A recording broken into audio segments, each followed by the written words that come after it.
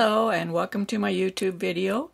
My name is Suzanne Bryan and I am a TKGA Certified Master Hand Knitter, and in this video I'm going to demonstrate how to seam stitches to rows. You most often see this when you're setting a sleeve into a garment. So the first thing that we need to do is figure out how many stitches we're getting to the inch and how many rows we're getting to the inch so that we know how often to seam these two pieces together. So we're going to start right out doing that. We're going to measure our stitch and row gauge. So I've got a little ruler here. So I'm just going to count some of these stitches. I'm not counting my edge stitches, but I'm going to count in between. And I'll go to the 3-inch marker. So we've got the 3 here, the 1 here. So we're getting 1, 2, 3, 4, 5, 6, 7, 8, 9, 10, 11, 12, 13, 14, 15 stitches in 3 inches, which is the same thing as 5 stitches per inch. In this piece, we're going to count how many rows we're getting. Let's go in 3 inches too, and I'm getting 1, 2, 3, 4, 5, 6, 7, 8, 9, 10, 11, 12, 13, 14, 15, 16, 17, 18, 19, 20, 21. 21 rows in 3 inches, which is equivalent to 7 rows per inch. So we're getting a ratio of 5 stitches to 7 rows. So how do we figure that out? Well, one thing you could do is you could divide 7 by 5, and you're going to get 1 with 2/7 remaining, and that's not going to help us much in seaming. So what I do is I put my seam here, my seam line, and I'm going to put my rows up here. 1, 2, 3, 4, 5, 6, 7, that's 1 inch. 1, 2, 3, 4, 5, 6, 7, that's an inch. 1, 2, 3, 4, 5, 6, 7. Now we know of these 7 that we need to seam 5 of our stitches to 7 of those rows. So I would do this. I would seam 1, 1, skip 1, 1, 1, 1, skip 1. So we have 5 stitches, 7 rows. Same here. Seam 2 together, skip 1, seam 3, skip 1, 2, skip 1, 3, skip 1. And you can do that for any ratio. That's the easiest way to figure out how to seam 2 pieces together that have different stitch or row counts. So we're going to start right out and do that. So I've got my yarn here. I'm going to use white yarn. And when we seam the stitches, we're going to go underneath. You can see the stitches here. Here's a V. We're going to ignore the bind off. Many people get wrapped up in trying to seam the bind off to the edge up here. Don't look at the bind off. Instead, look at the row of stitches just below the bind off. And you can see, let's get it really big. For example, here's a column of stitches. Can you see the V's? So this V is the top V. Here's the next V. So these are the stitches across the row. And when we seam them, what we're going to do is we're going to go under one leg of one V and one leg of the other V.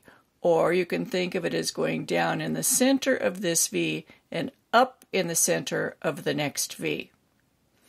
You do not want to go between the stitches. If you do that, what will happen is when you pull this yarn up to seam, what it's going to do is pull those 2 legs of the V together and it makes an 11. We call those the dreaded 11s. You don't want the dreaded 11s. Instead, you want to go under one leg of one stitch, one leg of the next stitch, and when you pull this up to seam, what it does is it pulls those 2 legs together, which they're already coming together so it doesn't distort the seam. So we're going to just start out by going under the very last stitch here, the left leg of that one and the right leg of this stitch. And we're not going to split the yarn. So that's our first stitch. We're going to leave a tail long enough to weave in. And then we're going to go under Oh, I haven't talked to you about where to go under here, have I? Okay, so here we have our selvage stitch. This is the very edge. This is the next column in. And in between the selvage stitch and its neighbor, there's a bar. That's the strand that connects this stitch to this stitch. That's called a bar.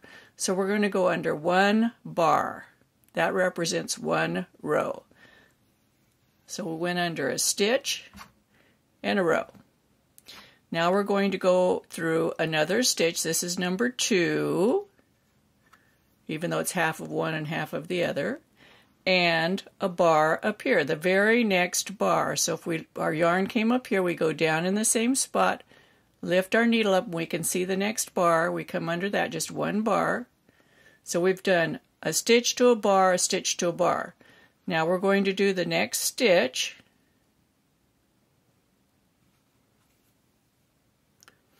And we're going to skip a bar. Remember, we did 2 and then skip one. This is the one we're skipping. So we're going to go under the very next bar. Notice I did not secure this tail, because if you were putting a sleeve cap into a shoulder, you'll want to be able to adjust both ends of the yarn. So you don't need to secure that tail. We go under here because we're going to be using every stitch. It's the bars that we'll be skipping. So that was 1 bar. This is 2. And the next stitch.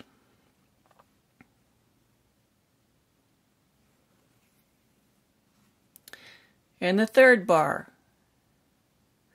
We came up here. We'll go under the very next bar.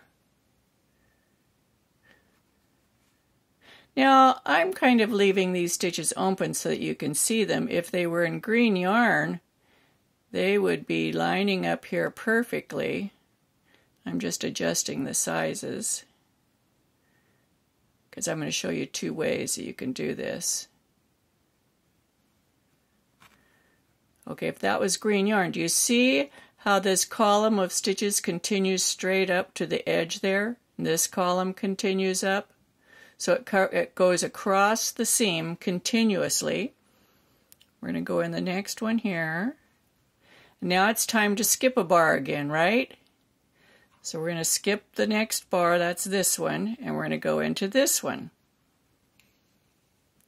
Now what do you think would happen if we weren't using this ratio and we were just using every bar? What do you think would happen? What would happen is this fabric up here would get scrunched up, and this fabric would get stretched out. So now we're going to go up here the next bar. This time we're doing 2 in a row. Remember, we're doing every stitch. It's the bars that we're skipping. And now I'm going to speed up a little bit so that we can get through this. So we're going to skip 1. Let's make this a little bit smaller so you can get a bigger picture here. And remember, I'm ignoring that bind off. You don't want to do it based upon the bind off stitches. That will mess you up. And then we're going to do 2.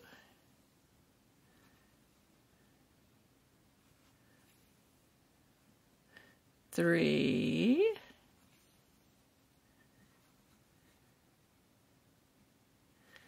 Skip 1.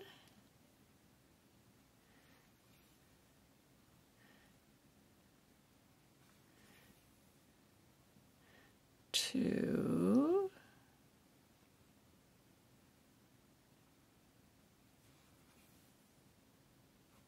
Another thing to be careful of, never go through your seaming thread. Don't accidentally split it, because if you do, when you go to tighten the seam, it will not tighten. Now we're going to skip a bar.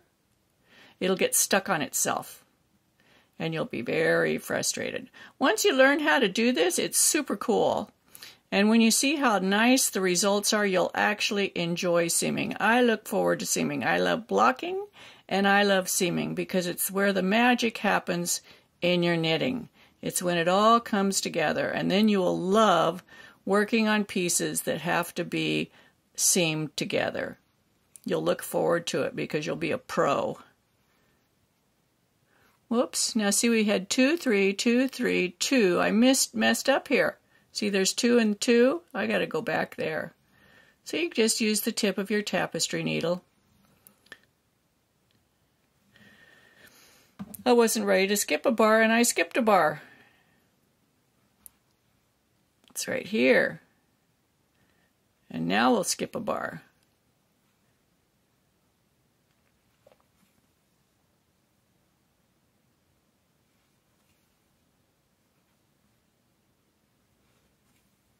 I have other videos on seaming, so there'll be links to those up in the top and in the description. There is a description down below this video, and depending on what kind of device you're using is how you access it. We're almost done here. Okay, so you could technically leave it this way, where you can see the stitches, and you can see them. 2, 3, 2, 3, 2, 3, 2, 2. We ran out of space there. Or you can pull these tight, and the way you pull them tight is from each end. So I'm going to put my finger here, and I'm going to pull this and watch it zip closed. Isn't that the coolest thing you've ever seen? Now I'm going to tighten this end. And look at that. It's absolutely perfect. What I love about this is, as I mentioned before, these stitches go continuously up. They're not pinched together. There's no dreaded 11s. If we look at the other side, you can see here the sequence that we worked. You can see there's 2 bars together. See there? That's where I skipped a bar. Wherever we skipped a bar, actually, those are the stitches on this side. These are the stitches being pulled through from the other side. On this side is where you'll see the bars skipped. So there's 2 in a row. There's a bar skipped. There's 2 bar skipped. There's 3, 2, 3, a skipped bar, 2, skipped a bar. And it makes a nice seam. This is the wrong side of the fabric. It's not too bulky. It's just perfect. It also is durable. So if it were the top of your sleeve cap, this way, see, it's not going to stretch out of shape. Now, if you had left it open, I should have stretched it before I pulled it together. Yes, then it would be stretchy. And there are times when you want that sort of effect. And even though I used white yarn, see, it's invisible here. So if you enjoy seeing my videos, be sure to subscribe to my YouTube channel. There's a subscribe button. Hit that, please. It's super important to YouTube. They make me more popular when you subscribe. Also, hit the share button. That's a button down there. You share it. You can share it on any of the social media platforms. And you can leave me a comment. So we'll see you next time. Happy knitting.